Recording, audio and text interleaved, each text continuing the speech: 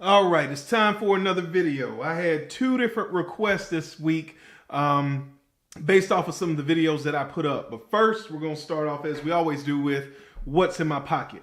So this morning, I picked up my Para 3 in Crewwear, in Crewwear steel. Went out to the gun range, used it out there, came back home, broke down some boxes. Good knife, still.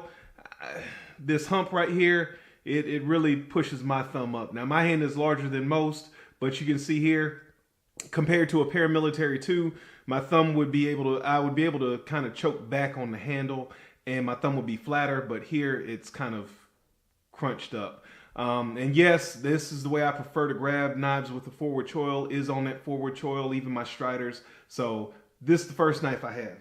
The other knife I carried with me was my Strider SAL, and this one is with the ghost stripes, and you can see there all of the discoloration and everything. That's from when I cut my iPhone 6 Plus in half. You can check that video out on my channel as well.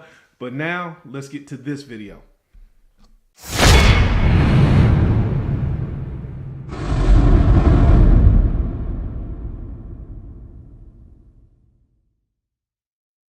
One of the questions I got asked this week when I showed this knife, the 78 American Jack with 2 blades, this is the spear main and pin secondary, was could I talk about the comfort in hand? Now, I like to deal with things kind of dealing as much with the object itself as possible. I think that the comfort level in hand is going to be up to the experience level you have with traditionals. A lot of people that have owned traditionals for a long time eventually end up getting into multi-blade knives. Some people, they have different sensitivities. So there's a lot of subjectivity into what's comfortable and what's not. But it was asked for me to discuss this, so I just wanted to put that up front, that this is going to be how I feel about these knives, and it may not be how you feel about these knives if they were in your hand. But I'll show you to the best of my ability where they hit your hand and how they would or would not be comfortable. And I'll tell you, I do not feel as though all 3 of these knives have the same comfort level. I don't feel as though the 3 of these knives are the same. Any 2 of these knives are the same as far as comfort level. I will say this, just to go ahead and start. This knife here, and I'm going to move these so I don't mess my focus up. The 78 American Jack, I will say that this knife, when you open up the main blade, you can see here that the tang of the other knife is almost what they would consider hidden. It's not hidden, but it's almost hidden. You can see it sticks out very little. And when I grab this in a normal, natural grip, my finger falls right in between the choil here, the ricasso here, and the blade tang. So if I'm gonna hold the knife like this, I don't feel this secondary tang down here at all. And that's purely because my finger in my hand falls right behind that sharpening choil into this ricasso finger guard area and right before the blade tang. So I don't feel that. Now, with that being said, the other thing that I notice with a lot of my traditional knives is, and maybe not with this one because this one's a little bit larger, but a lot of times I'm pinching my knife like this. So if I'm pinching my knife like this, I'm not feeling either tang because I'm holding the actual bolsters like this, and I'm you know, opening up a package. I'm cutting an envelope, you know, like this. I'm cutting a sandwich in half, or I'm cutting some chicken tenders, or whatever it is that I'm doing with my knife at that particular time. So a lot of times I find myself using a traditional knife in a pinch grip, because keep in mind, this is a non-locking knife. So this is not a knife that I'm going to go out and try to stab into something with or anything like that. So I don't need to have the same type of grip on this knife that I would on some of my other knives.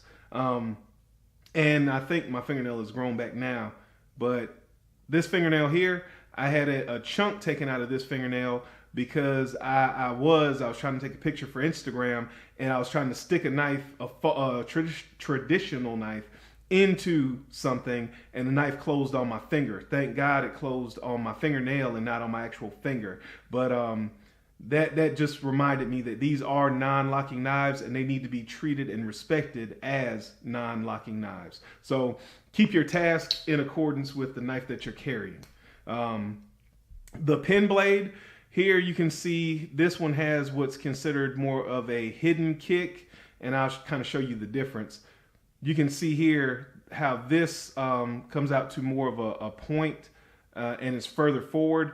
This here is kind of angled back and it doesn't stick out as much. So this would be what's considered a hidden kick. And I have not forgotten about the person that asked me to do a terminology video. That one will come later on. But back to this. Again, this is going to be your secondary blade. So if you're using your secondary blade, you're using this for even finer tasks. You're not trying to do something that you would even do with your main blade.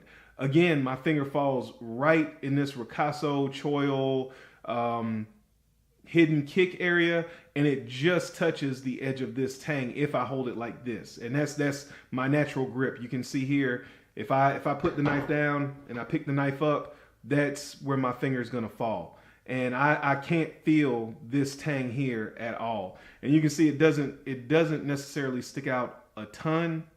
It's not hidden, but it doesn't stick out a ton, and your finger kind of falls right in between.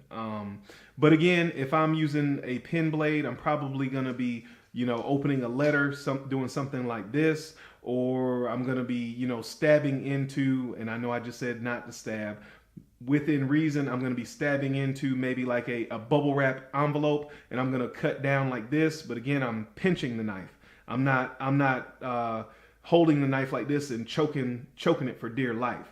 So that's my opinion on this knife. I feel like it's a comfortable knife and the second blade doesn't get in the way. I know that some people have said that they find it hard to get to this nail nick, and I don't really have any issues with that. I know that I've seen several other people say they don't really have an issue with that.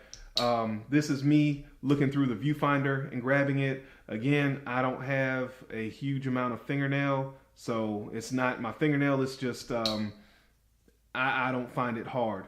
Now, the thing you could do, and I would do this with caution and do it at your own risk. This point right here, if you gently file this down, the blade will drop down lower into the blade well. And as this blade drops down lower into the blade well, it's going to give you more access to this nail nick here. Now, again, if you do that, that's your knife. You're doing it at your risk. I'm not suggesting that. That is something that could be a possible workaround for you if you're having trouble getting to that second nail nick. So now on to this knife, which I was going to come back to this knife and discuss this knife anyway. So far, I haven't really carried it a ton. This is my 81 in Appaloosa bone, smooth Appaloosa bone. Dark is the option that I chose. And you can see there that it is pretty dark, very nice bone. Not a huge fan of the Cloud Shield. Don't really love long pulls, and I don't like shiny blades. But this was the cover option that I wanted in this knife. So with that said, again, this knife here, this is going to be a larger knife. So this is going to be something that you're potentially going to use a little bit harder than other knives. But again, that finger falls right between the tip of that blade and this ricasso choil area here. Now, the thing I will say, and it's this grip, this blade out and this grip primarily, when you're gonna hold this knife like this, I do feel a hot spot right here on this finger, and I'll show you why. You can see here that the blade is at its full thickness back here, but as you go towards the tip, it has a swedge. And that swedge, it's not sharpened, but it feels pretty sharp when you're holding the knife like this. So this is not necessarily my favorite grip. You can see that if you're holding this knife, this finger is fine. This finger falls right on that thin edge of the back edge of the knife. And then down here, you're not really going to use those fingers too much anyway, but there's a little bit of a hot spot on this finger. Now, with that said, with the spear blade open, these two fingers I find fall towards the tip of that knife. And I don't, even though this is thinned out, first of all, I don't know that it's as thin, but I guess it's maybe because of the angle. I don't find that it's a hot spot. And then there's a hump for your clip, and these two fingers kind of fall right on the other side of that hump. So this is actually comfortable. I don't have any issues with this at all. It's just this grip right here. And like I said, I think it's this, the thinness of the spine of the blade right here. And it's just this finger here. It causes a little bit of a hot spot. So that's my thoughts on this two-bladed knife. Now on to this three-bladed Stockman knife. And this is the 66 calf roper Stockman. The blade tangs, let me see if I can get this in focus. The blade tangs, again, are very low profile. I wouldn't consider them sunken joints, but they're very low profile. Even on this side, you can see it's very low profile, very low profile. So I don't find a big problem with these joints sticking up and causing an issue. The problem that I think most people would have is this large sheep's foot blade. You can see once you pull that out, the other blades don't stick out that far, but with this blade closed, you can see that sticks up pretty good. So if I'm using my main blade here, my finger's gonna fall right here, again, in this choil ricasso area, and it's gonna fall right before the edge of this tang. So I don't have any hot spot there, there's no issue. These two fingers fall on the main part of the spine of the blade, and this pinky kind of falls in this dead area. For me, again, this is my hand on this knife. So I don't really have a lot of problem with this, but as you can see, that's not really going to give you a lot of reach. So I find that you're probably going to more likely be holding a knife like this. Now, again, that hump sticks up kind of high, so my middle finger is on top of that spine. It doesn't bother me, but if you have a sensitivity or you think you might have a sensitivity to a multi-bladed knife, I can guarantee you that this is going to be something you're either going to have to overcome, or it's just going to be too much of a problem for you and you're not going to like it. I don't want to make the video too long, so I'll cover the other blades being out. This here, again, your finger's falling right here.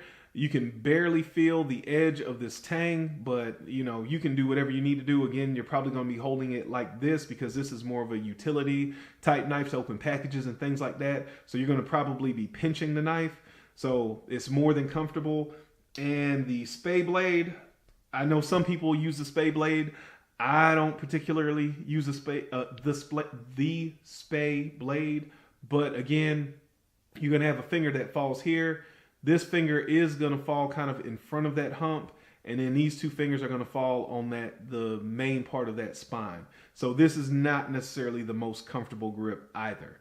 Again, I don't see myself using this for anything hard use, so I'm not going to be squeezing the knife hard enough that I think that's going to cause a problem, especially with my spay blade, which, like I said, I don't necessarily use, but you may. But I think that 9 times out of 10, you're going to be pinching the bolsters like this, and you're going to be using this spay blade away from you like that. Or you're going to be using it like this to, make whatever slice you're making. So that is my take on these multi-bladed knives. Again, this is my take in my hand with just 3 multi-bladed knives out of tons. I won't even guess how many there are. So take this with a grain of salt, but I was asked, so I did want to share my my feedback on this, especially on this knife, because that's the one I was asked about. If you have any other questions, please feel free to put them down below. If you have any other comments, please feel free to put them down below. I appreciate you guys watching, and I hope to catch you in the next video. Thank you.